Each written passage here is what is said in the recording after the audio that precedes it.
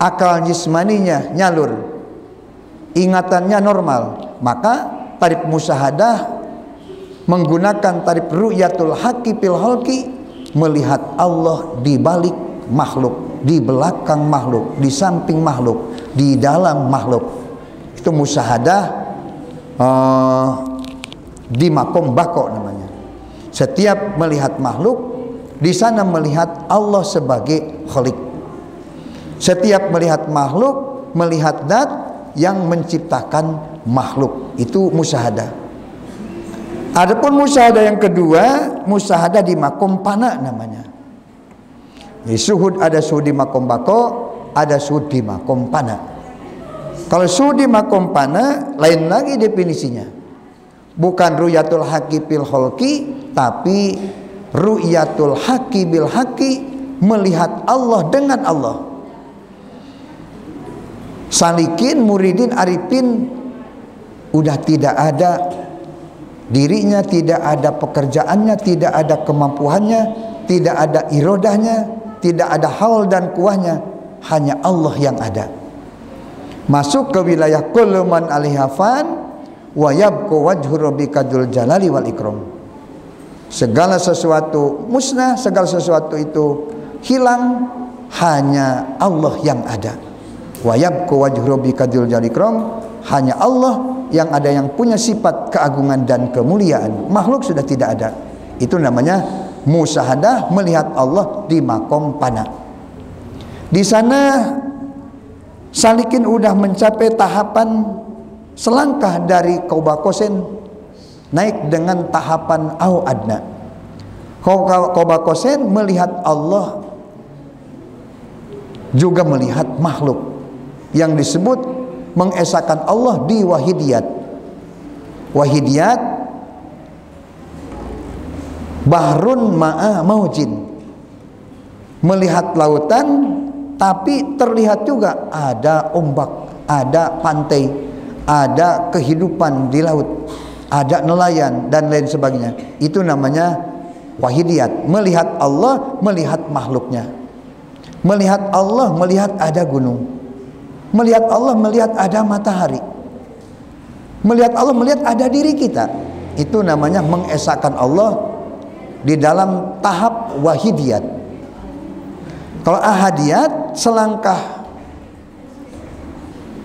dari wahidiyat tadi, ru'yatul haqqi bil haqqi, bahrun bila maujin, melihat lautan, tidak ada pantai, tidak ada ombak, tidak ada kehidupan yang lain. Yang dapatnya hanya lautan toh. Ke depan air, ke belakang air, ke kiri ke kanan air, ke atas ke bawah air, ke dalam jiwanya juga air. Ke atas Allah, ke bawah Allah, ke belakang Allah, ke depan Allah, kanan dan kiri Allah. Dalam dirinya sendiri juga Allah. Sudah tidak ada apa-apa. Itu namanya musyahadah di makom pana namanya. Dari mana dapat orang yang dapat mendapatkan tahapan musyahadah? Awal perjalanan orang mendapatkan musyahadah, maka orang di bawahnya harus taholi dan tahali. Musyahadah itu bisa disebut tajalli, jelas melihat zat Allah. Kalau tadi melihat tafakur, muraqabah, tajalli sifat. Kalau tafakur, tajalli af'al. Musyahadah, tajalli zat. Tajalli, baik itu tajalli af'al, tajalli sifat atau tajalli zat, baru didapatkan setelah melakukan perjalanan taholi dan tahali. Apa itu taholi? Taholi khulu, mengosongkan sifat-sifat yang dicacat, yang dicela, sifat-sifat yang buruk di dalam hati kita. Menjauhkan ujub, menjauhkan riya, ingin ibadahnya dilihat orang. Menjauhkan hubul jah, ingin diagung-agungkan orang. Menjauhkan keinginan riasah, mendapatkan pangkat-pangkat yang sifatnya duniawi. menjauhkan tulul amal, hubud dunya dan lain sebagainya. Itu namanya tahalli. Dan kemudian tahalli menerapkan sifat-sifat yang baik, menerapkan sifat mahmudah. Kalau dalam ibadah mendatangkan rasa khusyuk, tadarru, khudu, haya, merasa malu dengan Allah, hebat ketika beribadat. Itu namanya tahalli. Setelah salikin dan muridin menjalankan tahalli dan tahalli yang maksimal, maka Allah akan memberikan tajalli. Ketika orang itu tajalli sampai pada tajalidat, disebut orang itu syuhud. Yang musyahadah itu yang dimarifatkan Allah dengan Allah. Yang jadi pertanyaan, siapa orang yang musyahadah? Orang yang seperti apa? Yang mana yang disebut musyahadah? Itulah kesusahan dan kesulitan menemukan orang yang musyahadah, yang notabene orang tersebut adalah kekasih Allah, waliullah namanya. Allah tidak memberikan tanda-tanda khusus untuk orang yang musyahadah, untuk aulia-aulia Allah. Hanya sedikit ada bocoran dari arifin, man ashadahu rabbu matatlu minhul ahwal. Orang yang telah dimusyahadahkan Allah dengan Allah, maka timbul dari orang tersebut ahwalil qulub yang baik. Jika orang tersebut sudah mempunyai ahwalil qulub yang baik, maka timbullah sikap dan sifat yang baik. Itu salah satu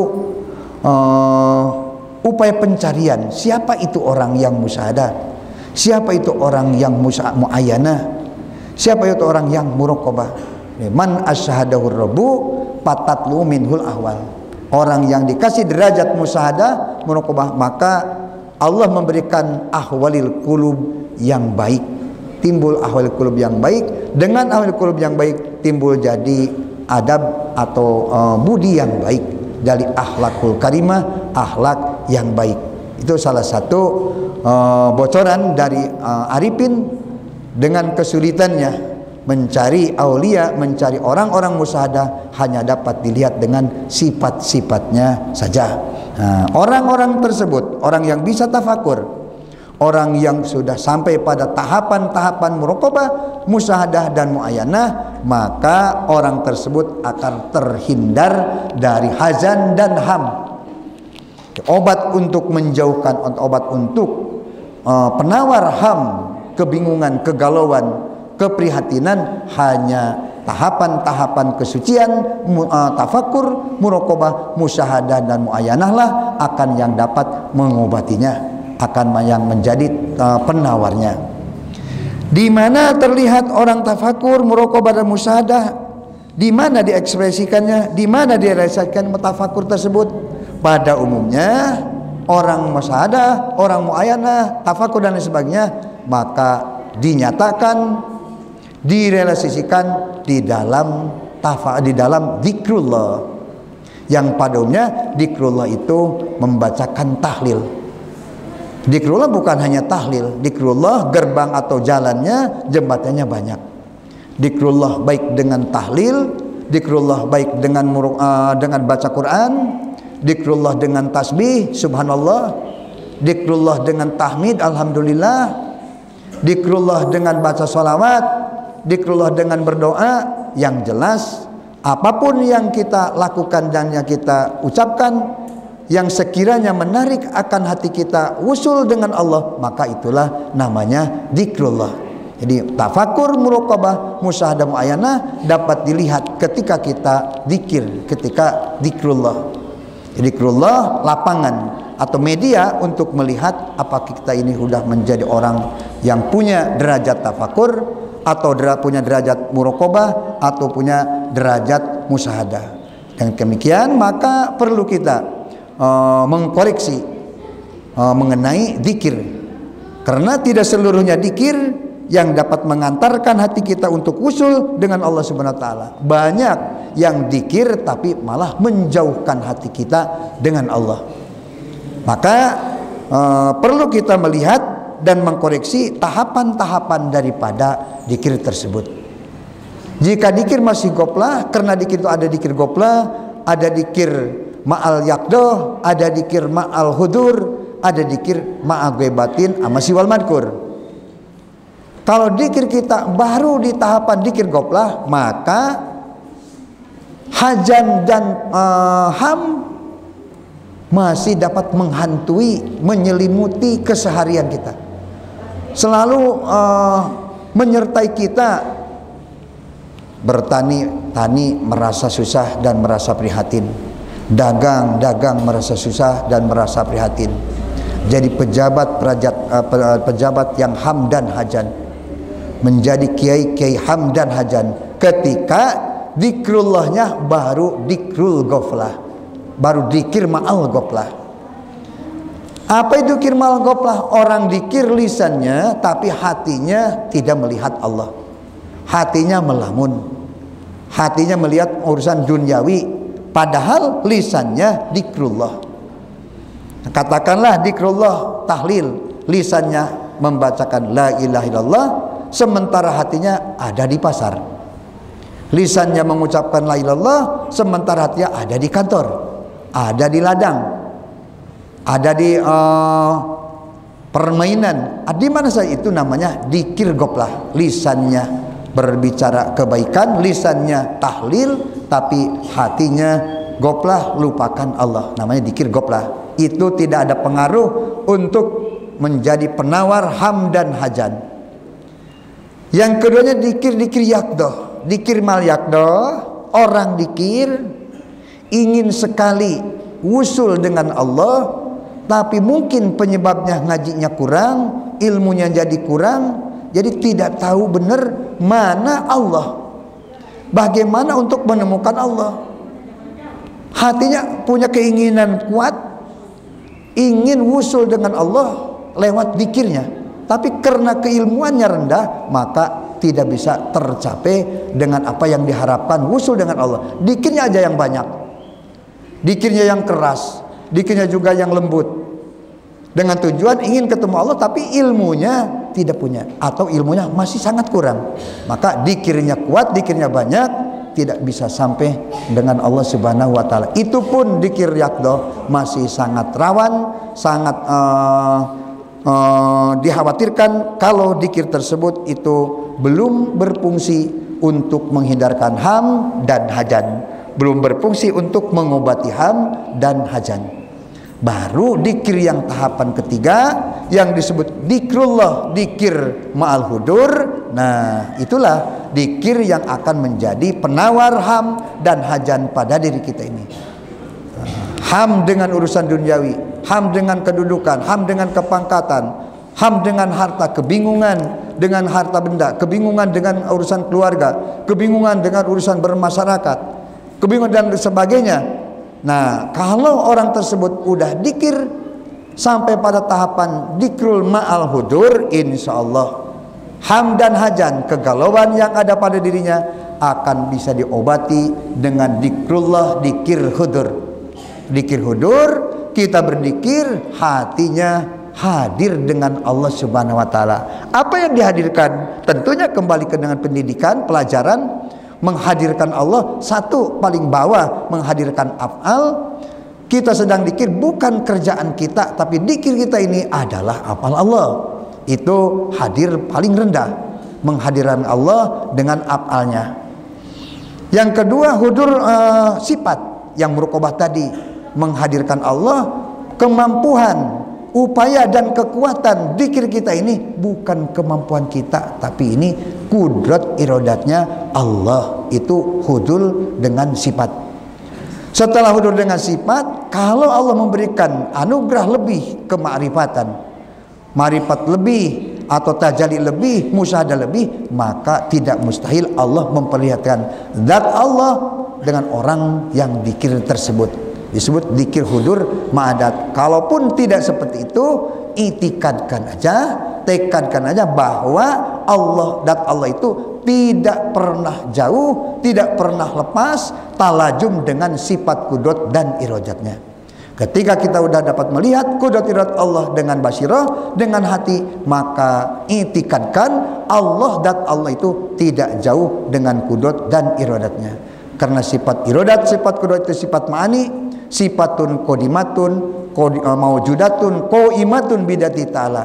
Sifat yang kodim, yang mawjud, yang tidak pernah pisah dengan dat Allah Ta'ala. Kalau belum Allah menganugerahkan dapat melihat siri dengan dat Allah, itikadkan saja bahwa dat Allah tidak pisah, tidak jauh dengan kudrat dan irodatnya Allah Ta'ala. Maka kalau orang sudah mendapatkan tahapan-tahapan seperti itu, maka orang tersebut sudah punya obat penawar untuk menghindarkan hajan dan ham. Maka ketika kita sewaktu-waktu ada ham, kebingungan, kegalauan, keprihatinan dengan urusan duniawi, kembali kepada diri pribadi kita sendiri. Mungkin adanya ham dan hajan karena kita masih jauh dengan Allah, belum huduril qalbi, belum musyahadah dan belum muayyanah dengan Allah Subhanahu wa taala. Jadi awal perjalanan di tafakur, naik dengan muraqabah, musyahadah, lalu muayyanah, itulah obat penawar untuk menghindarkan segala ham dan hajan, kegalauan, kerisauan dan kebingungan di dalam urusan duniawi kita. Jadi petunjuk atau nasihat tausiah daripada Badul Arifin ini untuk kita menjauhkan ham dan hajan, kegalauan dan kebingungan urusan duniawi, maka terus berjalan kita dalam rangka suluk sampailah dari tahapan tafakur naik dengan muraqabah, muraqabah musyahadah, musyahadah sampailah pada tahapan muayyanah. Jika sampai pada tahap muayyanah, sudah dijanjikan orang tersebut akan dijauhkan daripada sifat-sifat ham dan hajan.